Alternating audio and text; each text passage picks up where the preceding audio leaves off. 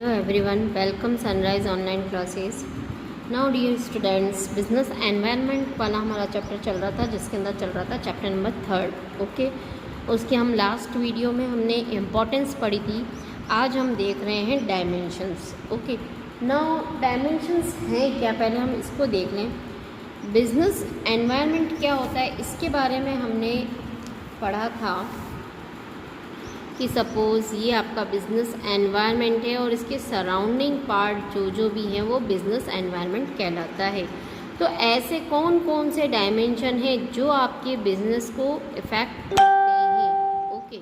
तो नाउ हम देखा जाए तो बहुत सारे ऐसे एनवायरनमेंट होते हैं। तो एक तो हो जाता है आपका इकोनॉमिक एनवायरनमेंट ओके। ये एनवायरनमेंट किस तरीके से आपके बिजनेस पर फोर्सेस डालता है या उसको इफ़ेक्ट करता है। इसी तरह political environment, legal environment, technical environment okay. ऐसे अलग अलग तरह के बहुत सारे एनवायरनमेंट होते हैं जो आपके बिजनेस पर इफ़ेक्ट डालते हैं ओके। तो हम ऐसे आपके 5 एनवायरनमेंट के बारे में डिस्कस करेंगे जो मेनली जब भी आप बिज़नेस करें तो इन 5 एनवायरनमेंट को नहीं छोड़ना है। कंटिन्यू आप इन एनवायरनमेंट पर अपनी वॉचिंग रखेंगे तभी आप बिज़नेस में सरवाइव कर पाएंगे। इस नज़रिए से इस टॉपिक को हमें पढ़ना है। क्यों? क्योंकि ये ऐसे डायमेंशंस हैं जो हमारे बिज़नेस को बहुत अच्छी अपॉर्चुनिटी भी दिलवा सकते हैं, थ्रेट्स के बारे में बता सकते हैं और हम उसमें आगे की तरफ ग्रोथ कर सकते हैं।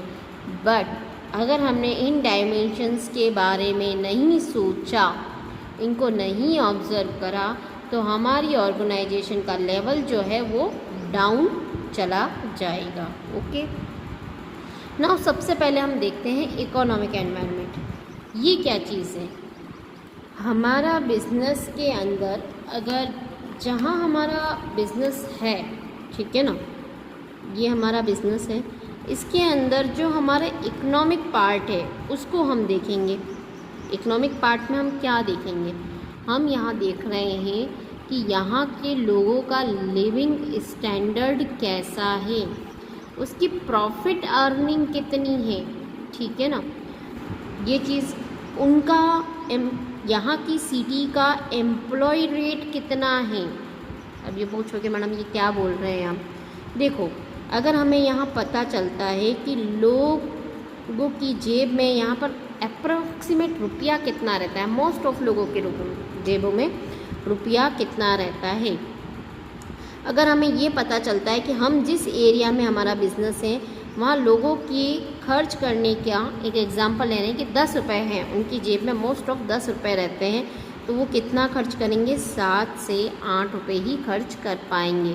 तो हमारा प्रोडक्ट उस रेंज का होना चाहिए या उस स्टैंडर्ड का होना चाहिए कि लोग उसे खरीद सकें। बट अगर अब हमें ये पता चलता है कि यहाँ पर मोस्ट ऑफ लोगों का लिविंग स्टैंडर्ड 100 रुपीज़ खर्च करने जैसे मतलब रहता ही है, तो इट मीन्स 80 to 90 रुपीज़ तो वो खर्च करेंगे ही। तो अब हम हमारे प्रोडक्ट का लेवल 80-90 के लेवल तक बना सकते हैं। तो हमने हमारा क्या करा, इकोनॉमिक एनवायरनमेंट को ऑब्ज़र्व करा कि लोगों का यहाँ स्टैंडर्ड क्या है, ठीक है, उस अकॉर्डिंग हम प्रोडक्ट बनाएंगे। हम इस लेवल का प्रोडक्ट भी बना सकते हैं, इसका भी बना सकते हैं कि इसका कितना कितना बनाना है। अगर आपने इसको इकोनॉमिक एनवायरनमेंट को अच्छे से ऑब्ज़र्व करा तो आपके बिज़नेस के लिए सक्सेस हो सकती है। क्लियर? तो देखते हैं क्या लिखा है हमने।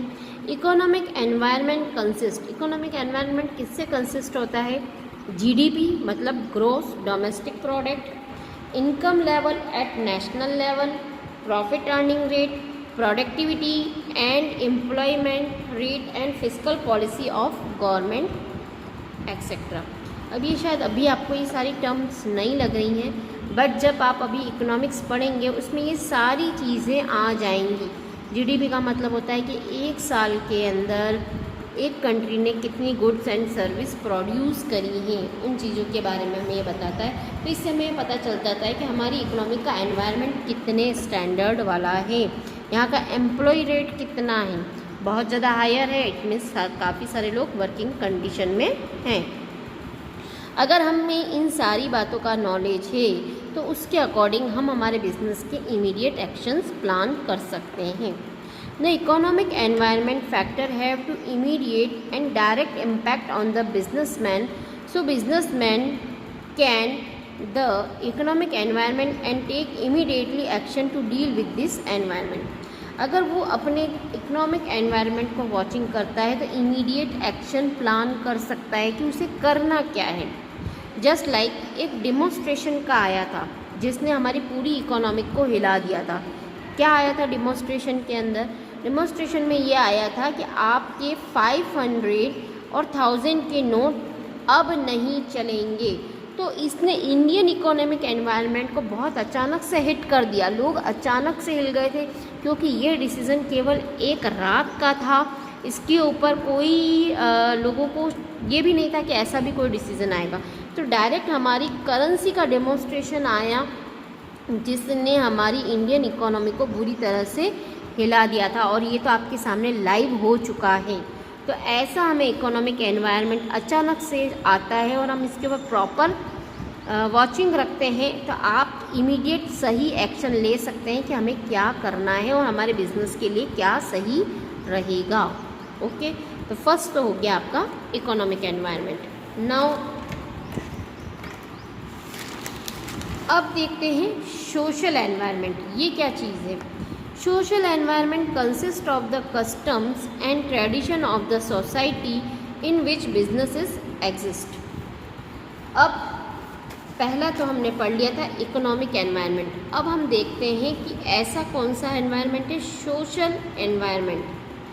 ये क्या करता है, ये किस तरीके से हमारे बिजनेस को इफ़ेक्ट करेगा। तो पहली बात, बिजनेस हमारी सोशल से ही चलता है। क्यों? क्योंकि सोशल में रहते कौन है, ह्यूमन, और ह्यूमन की पसंद का तो माल हमें बेचना ही है, ठीक है ना। वो जैसा चाहता है वैसा हमें माल प्रोड्यूस करना पड़ेगा। उनकी लाइक, उनकी डिसलाइक्स इनको पता होना चाहिए, और आजकल लोगों में क्या ट्रेंड चल रहा है उसका अगर हमें ऑब्ज़र्व है तो हम वैसा ही प्रोडक्ट बनाना शुरू कर देंगे। जस्ट एग्ज़ाम्पल अगर हम ले लें कि नॉर्मली लेडीज़ एक समय पहले साड़ी ही पहनती थी, बट अब धीरे धीरे लोगों के टेस्ट में चेंज हो रहा है। ज़्यादातर लेडीज़ टॉप जीन्स को ज़्यादा पसंद करती हैं। तो जहाँ हम साड़ी का प्रोडक्शन कर रहे थे तो क्यों ना उस चीज़ को बदल कर हम इसमें कन्वर्ट हो जाएं। इस साड़ी से ज़्यादा टॉप्स एंड जीन्स इनकी सेलिंग मार्केट में ज़्यादा है। तो प्रोडक्शन चाहे साड़ी का करना हो चाहे इसका करना हो, सिर्फ चेंज ही तो करना है हमें। तो हमने अगर वॉचिंग रखी तो हम हमारे प्रोडक्ट को भी चेंज करेंगे। Now social environment consist of the customs and tradition of the society in which business is existing, ठीक है। It include the standard of living. इसके अंदर क्या क्या चीज़ें आएंगी कि लोगों का स्टैंडर्ड कैसा है, उनका टेस्ट कैसा है, उनकी परफॉर्मेंस कैसी है, उनका एजुकेशन लेवल कैसा है, ठीक है ना। Living in the society where business exist, जहाँ हमारा बिजनेस है वहाँ के आसपास लोगों का जैसा एनवायरनमेंट है वैसा हमें प्रोडक्ट बनाना होगा। अगर हमने उनसे हटकर बनाया तो हमारे प्रोडक्ट की सेलिंग नहीं हो पाएगी। The businessman cannot overlook the components of the social environment as these components may not have immediate impact on business, but it long term the social environment has the great impact on the business. देखा जाए तो social environment का अचानक से business पर effect नहीं आता, but एक धीरे धीरे करके बाद में एक लॉन्ग इम्पैक्ट डालना शुरू कर देता है। Okay, just example, sari take place suit या जीन्स। आज के टाइम में साड़ी की जगह किसने ले ली है, सलवार सूट्स ने ले ली है या जीन्स ने ले ली है। साड़ी का ट्रेंड बहुत कम हो गया है, या हम ऐसे कहें कि ऐसे खाली फंक्शंस पर पहनी जाती है। तो कुल मिलाकर हमें 3 बातें लिखनी है। सोशल एनवायरनमेंट किससे कंसिस्ट होता है? कस्टम्स और ट्रेडिशन से कंसिस्ट होता है, जिसके अंदर हम क्या क्या इंक्लूड करते हैं? उनका लिविंग स्टैंडर्ड, टेस्ट, परफॉर्मेंस, उनका एजुकेशनल लेवल एक्सेट्रा। अब कोई भी बिजनेसमैन इसको ओवरलुक नहीं कर सकता, क्योंकि ये धीरे धीरे हमारे ऑर्गेनाइजेशन को एक लॉन्ग टर्म इम्पैक्ट दे जाती है। ओके, आई होप याद हो गया होगा आपको। अब हम तीसरा डिस्कस करते हैं पॉलिटिकल एनवायरनमेंट। ये क्या चीज़ होती है? देखो, बिज़नेस के अंदर बहुत सारी ऐसे पॉलिटिक्स डिसीज़न हो जाते हैं। इट मीन्स गवर्नमेंट ने अपना एक पॉलिटिकल डिसीज़न ले लिया, उसका इफ़ेक्ट बिज़नेस पर पड़ सकता है। ठीक है ना? अगर आपके यहाँ बार बार पॉलिटिकल्स पार्टी चेंज होती है, लाइक बीजेपी आई, फिर कांग्रेस आ गई, फिर कांग्रेस आ गई, फिर बीजेपी आ गई, तो इसके बहुत सारे इम्पैक्ट आपके बिज़नेस पर चलेंगे। ठीक है ना? आज कांग्रेस आई, उसने अपनी ये पॉलिटिक्स चलाई, आज बीजेपी आई तो उसने अपनी बिज़नेस से रिलेटेड ये पॉलिटिक्स चलाई। तो आप बिज़नेस के अंदर लॉन्ग टर्म इन्वेस्ट नहीं कर पाएंगे। ठीक है ना? बहुत ज़्यादा लॉन्ग टर्म डिसीज़न लेने के लिए आप सोचेंगे, तो आपको अपने पॉलिटिकल एनवायरनमेंट को बहुत अच्छे से ऑब्ज़र्व करना है। ठीक है, जस्ट लाइक एक एग्जांपल ले लें पहले इसमें कि कैसे ऐसा इसका इम्पैक्ट पड़ता है। माना आपकी एक टॉय की कंपनी थी। किसकी? टॉय की कंपनी थी। आप क्या करते थे? चाइना से टॉय इंपोर्ट करके इसे इंडिया में सेल करते थे। कहाँ पर? इंडिया में सेल करते थे। बट अब क्या होता है, कुछ पॉलिटिकल इशू आ जाते हैं या पॉलिटिकल इशू आने की संभावना आपको पता चल जाती है कि अब चाइना से माल इंपोर्ट करना बैंड हो जाएगा। ओके, तो ऐसी स्थिति के अंदर अगर हमने पहले ही अवेयर हैं, तो क्यों ना हम दूसरी कंट्री देख लें जहाँ से हम माल इंपोर्ट करके इंडिया में बेच सकें। अगर आप पॉलिटिकल के पीछे अवेयर हैं तो आपको कोई नुकसान होने के चांसेस नहीं है। चाइना नहीं तो कोई और सही, जापान से लेकर आ जाएंगे। ठीक है, तो हम इस तरीके से अवेयर रह सकते हैं कि इस कंट्री से माल बंद हो रहा है तो कोई दिक्कत नहीं है, हम दूसरी कंट्री से माल खरीद लेंगे। हमें यहाँ पर इसको एडवांस में ऑर्डर देने की ज़रूरत नहीं है, ताकि हमें कोई बहुत बड़ा नुकसान ना हो। क्लियर? तो ये आपके पॉलिटिकल इश्यूज चलते रहते हैं, तो आपको इनके प्रति भी अवेयर रहना है।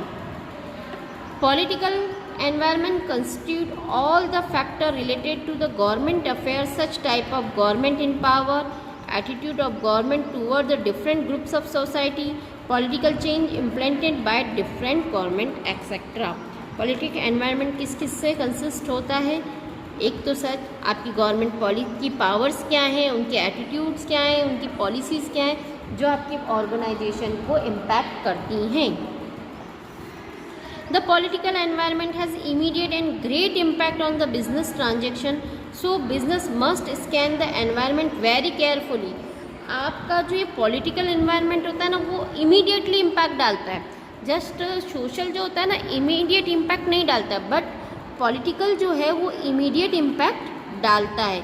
तो ऐसी स्थिति में आपको बहुत ज़्यादा केयरफुल रहना है कि आप के साथ में ये आपके ऑर्गेनाइजेशन में घटने वाला है, आपको इमीडिएट चेंज होना पड़ेगा, आपको उसके अकॉर्डिंग इमीडिएट डिसीजन लेने होंगे।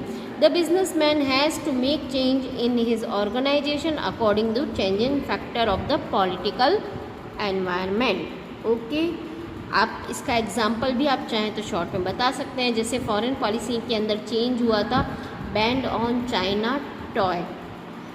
और एक आपको हाथों हाथ एक और चीज़ बता दें, आपने टिकटॉक जो ऐप है वो यूज़ किया होगा। ये भी तो क्या था, एक पॉलिटिकल इशू ही तो था जिसके ऊपर बैंड हुआ। अब काफ़ी सारा उसके अंदर जिनके चैनल्स चल रहे थे, अर्निंग चल रही थी टिकटॉक के ऊपर, वो अचानक से क्या हो गई, बैंड हो गई। बट जो लोग अवेयर थे तो उन्होंने उसकी जगह मौज ऐप को अपनाया, और भी बहुत सारी ऐप है, इनके बारे में तो आप मुझसे ज़्यादा जानकार हैं। ठीक है ना। ये कोई बात नहीं, टिकटॉक बैंड हो रहा है तो कोई बात नहीं, हमारे लिए मौज ऐप है, ठीक है ना। तो उनका अर्निंग का सोर्स बंद नहीं हुआ, उन्होंने दूसरी जगह से उसकी अर्निंग करना शुरू कर दी। तो ये चीज़ भी क्या थी, पॉलिटिकल अवेयरनेस रखनी ज़रूरी है। अब हम फोर्थ की बात करते हैं, लीगल एनवायरनमेंट। ये क्या चीज़ है, the management of every enterprises has to obey the law of land. कोई भी ऑर्गेनाइजेशन है तो उसको अपनी ऑर्गेनाइजेशन से रिलेटेड जितने भी लॉ है उसको तो फॉलो करना कंपलसरी है। आप जितने भी रूल्स एंड रेगुलेशंस हैं उनको आप फॉलो करेंगे, नहीं तो इसके बिना आपकी बिजनेस चल ही नहीं पाएंगी। धीरे धीरे हर एक कंपनी के अंदर अलग अलग तरह के रूल्स जुड़ते चले जाते हैं। अगर आप उनको फॉलो नहीं करते हैं तो आपका रजिस्ट्रेशन कैंसिल किया जा सकता है, ठीक है ना। जस्ट लाइक एक नॉर्मल सी बात कहें, एक लाइव एग्जांपल डिस्कस करते हैं। अलग अलग तरह के रूल्स बने थे कि एक अभी कोरोना चल रहा था, है ना।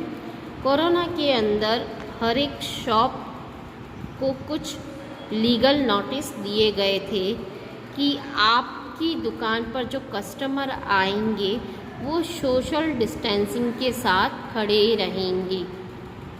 ये पता है ना आपको ये चीज़, चाहे मेडिकल की शॉप हो, चाहे किराने की शॉप हो, है ना।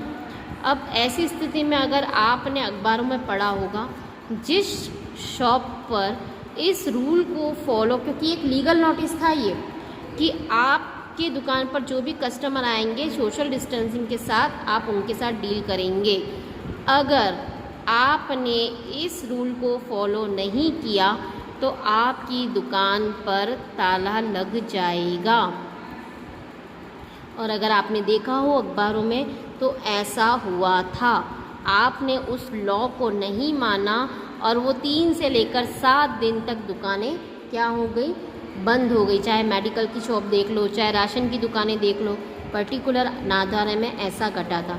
तो ये इनके साथ ऐसा क्यों हुआ, लीगल लॉ के बारे में उन्होंने पूरी जानकारी नहीं होना, उन्होंने अपने एनवायरनमेंट को अच्छे से नहीं देखा, रूल्स फॉलो नहीं किए और उनको एक हानि उठानी पड़ी। Therefore is the essential for every businessman enterprise to have adequate knowledge of rules and regulation, ठीक है ना। हर एक बिजनेस एंटरप्राइजेस को रूल्स एंड रेगुलेशंस का प्रॉपर नॉलेज होना ज़रूरी है, जो कि गवर्नमेंट ने फॉर्म किया है। अब लीगल एनवायरनमेंट में क्या क्या चीज़ें इंक्लूड होती हैं, various laws and legislative act, ठीक है ना, जैसा कि मैंने अभी आपको एक एग्जांपल दे दिया। Administrative order issued by government authorities, अलग अलग तरह के ऑर्डर्स निकलते हैं। जैसे कि अभी कोरोना की गाइडलाइंस आई थी कि उसमें केवल राशन की दुकानें इतनी से इतनी बजे खुलेंगी, दूध की दुकानें इतनी बजे तक खुलेंगी, बाकी कोई और दुकानें नहीं खुलेंगी। तो ये सब क्या थे, ऑथराइज्ड ऑर्डर थे, एडमिनिस्ट्रेटिव ऑर्डर। अगर इन केस अगर आपने इस कोरोना काल में अपनी दुकान खोली होती तो क्या होता, आपका रजिस्ट्रेशन कैंसिल भी हो सकता था। Court judgement as well as decision rendered by various commission and agency at every level of government, centre, state and locals, ठीक है ना। अलग अलग तरह के कोई जजमेंट आते हैं, डिसीजन आते हैं, कहाँ से, central government, state government, local government, उन सब ने जो जो आपकी डिसीजंस दिए हैं उन सबको आपको फॉलो करना ज़रूरी है। जस्ट लाइक और देखा जाए तो इंडियन कंपनी एक्ट बना हुआ है जिसके अंदर अब आपको ROC कराना कंपलसरी है। इसके बारे में आपको मैं बाद में डिटेल में बताऊंगी ताकि एग्जाम्पल पढ़ते ही याद आ जाएगा, क्योंकि एक बहुत बड़ा टॉपिक है। अभी एक बार लिख दीजिएगा, हम इसके बारे में पूरा एक चैप्टर है जिसकी डिटेल स्टडी हम बाद में करेंगे। फिर स्टेचुरी वार्निंग, आपको अपने प्रोडक्ट पर स्टेचुरी वार्निंग लिखनी कंपलसरी है। Essential to be printed on label, packet of cigarette must have statutory warning. अगर सिगरेट का पैकेट है तो आपको उसके ऊपर कंपलसरी लिखना है कि that is the harmful product for your human body, जो भी लाइन है तो वो आपको कंपलसरी लिखना है। अगर आपने नहीं लिखा तो आपका प्रोडक्ट बैंड हो जाएगा। ओके, तो नाउ ये तो थी हमारी लीगल। कुल मिलाकर इसमें भी 3 बातें हैं। पहली बात, हमें ओबे करना होगा, उनका प्रॉपर नॉलेज होगा और ये जो लीगल एनवायरनमेंट है वो हमें इसके लॉज कहाँ कहाँ से मिल सकते हैं, कोई एक्ट बना हो सकता है, कोई गवर्नमेंट अथॉरिटीज़ के द्वारा दे सकते हैं, या तीसरा स्टेट, सेंट्रल या लोकल जो भी डिसीजन समय समय पर लेती है हमें उसको फॉलो करना है।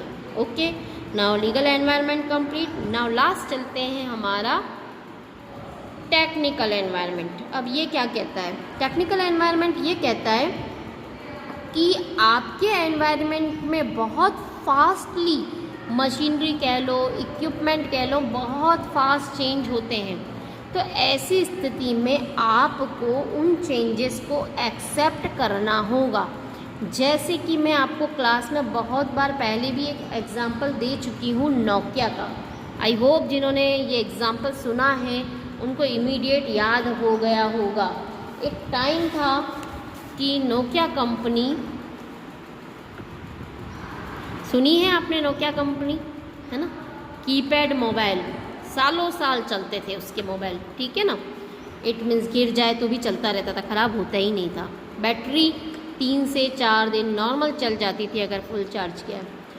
अब ये कंपनी बहुत फेमस हुई, बहुत अच्छी प्रोडक्ट की सेलिंग हुई, बट धीरे धीरे लोगों की चॉइस में फ़र्क आने लगा। लोगों को ऐसा मोबाइल चाहिए था जिसमें कैमरा हो, उसकी क्वालिटी अच्छी हो, जस्ट कंप्यूटर की तरह वर्क कर ले, ग्राफिकल इंटरफेस उसके अंदर हो, ताकि कीपैड में हमें चलाने में दिक्कत होती थी बट ग्राफिकल इंटरफेस हो, इट मीन टच स्क्रीन हो, डायग्राम को देखते ही हमें समझ में आ जाए। ऐसी लोगों की नीड हुई। तो नोकिया कंपनी के अलावा जो अदर कंपनी थी, जस्ट लाइक सैमसंग कंपनी हो गई, ठीक है ना, ओप्पो कंपनी हो गई, एप्पल कंपनी हो गई, उन्होंने कस्टमर की इस नेसेसरी नीड को समझा और एक प्रोडक्ट मोबाइल ऐसा बना डाला जिसके अंदर स्क्रीन भी बड़ी थी, ग्राफिकल इंटरफेस था, चाहे उसके अंदर बैटरी नोकिया के कंपैरिजन में नहीं है, बॉडी उसकी नहीं है, बट आपने ये सारी फैसिलिटी दी तो लोगों का ऑटोमेटिक अट्रैक्शन वहाँ चला गया। अब लोग इस तरीके के मोबाइल के बिना नहीं रह सकते हैं। तो ये क्या चीज़ कहलाया? Technical changes. नोकिया ने इसको अडॉप्ट नहीं किया तो धीरे धीरे वो डीमोनेटाइज हो गई, ख़त्म होने के कगार पर आ रही है। अब ये कंपनी इतनी सक्सेस नहीं है, जबकि अदर दूसरी कंपनीज क्या हो रही हैं? सक्सेस हो रही हैं। क्यों? क्योंकि उन्हें कस्टमर्स की टेक्नोलॉजी नीड को समझा। Technological environment refer to change taking place in the method of production, use of new equipment, machineries to improve the quality of product. ठीक है, टेक्नोलॉजिकल एनवायरनमेंट ये रेफर करता है कि आप प्रोडक्शन के मेथड में नए नए इक्विपमेंट का यूज़ करें, नए नए मशीनरीज का यूज़ करें, ताकि हम क्वालिटी को इम्प्रूव कर सकें, प्रोडक्ट की क्वालिटी को इम्प्रूव कर सकें। The businessman must closely monitor the technological changes taking place in his industries because he will have to implement these changes to remain in the competitive market. एक businessman को closely in चीज़ों को monitor करना चाहिए ताकि वो competitive market में stable रह सके। अगर आपने इसको क्लोजली मॉनिटर नहीं करा तो कंपटीटर आपको बीट कर जाएगा। Technological change always bring the quality improvement and more benefit for customer. Technological change जो होते हैं वो ज़्यादातर क्या करते हैं? क्वालिटी इम्प्रूव करते हैं और कस्टमर को ज़्यादा से ज़्यादा बेनिफिट पहुंचाने की कोशिश करते हैं। ओके, 3 बातों का डिस्कस किया। सबसे पहला तो टेक्निकल एनवायरनमेंट किसको रेफ़र करता है? क्वालिटी इम्प्रूव के ऊपर रेफ़र करता है। अगर हमने इसको मॉनिटर किया तो हम कम्पिटिटिव मार्केट में स्टेबल हो जाएंगे और साथ में हमें क्या प्रॉफिट मिलेगा? क्वालिटी तो इम्प्रूव होगी, साथ में हम कस्टमर को ज़्यादा से ज़्यादा बेनिफिट दे पाएंगे। आई होप आपका ये मैटर क्लियर हो गया होगा। ठीक है, जस्ट इसका एग्जांपल ले लें। Mobile killed. अब जैसे मोबाइल आने पर बहुत सारी चीज़ें किल्ड हो गई, जैसे जस्ट लाइक वॉच। आजकल बहुत कम लोग घड़ी देखते हैं। कैलेंडर तो एक तरीके से लाना ही बंद हो गया है। आज क्या डेट है, एक ज़माना था कि डेट देखने के लिए कैलेंडर देखा जाता था, आजकल मोबाइल में ही कैलेंडर है। टाइपराइटर की जगह किसने ले ली है, वर्ड प्रोसेसर ने ले ली है। तो ऐसे बहुत सारे टेक्निकल चेंज आ गए हैं कि हम क्या हमारे प्रोडक्ट को किस में कन्वर्ट करें ताकि हमारा बिज़नेस बंद ना हो। कैलेंडर का बिज़नेस मोस्ट ऑफ बंद होने के कगार पर है, ठीक है ना। पहले जितने कैलेंडर चलते थे आजकल तो कुछ भी नहीं चलते हैं।